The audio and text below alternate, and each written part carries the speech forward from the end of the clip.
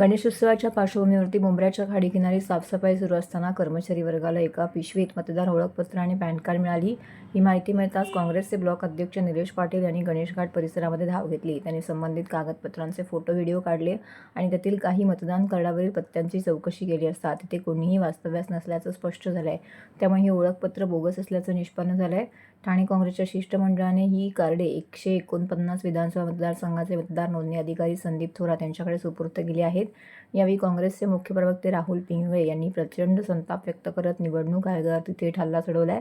ते म्हणाले, खासदार राहुल गांधी गेली अनेक वर्ष वोट चोरीसाठी बोगस मतदार नोंदणी होत असल्याचे पुराव्यासकट सांगत आहेत, परंतु निवडणूक आयोग सतत डोळेझाक करत सरकारला पाठीशी घालत आहे.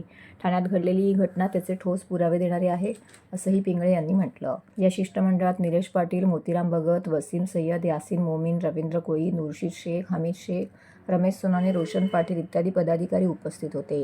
काँग्रेसने या प्रकरणाची उच्चस्तरीय चौकशी करून संबंधित अधिकाऱ्यांनाही जबाबदार धरण्याची मागणी केली आहे.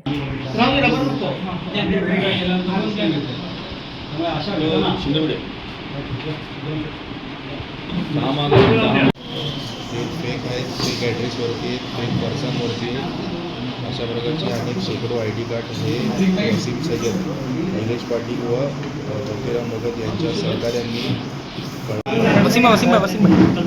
मतदार नोंदणी अधिकारी यांना पत्र देत आहेत.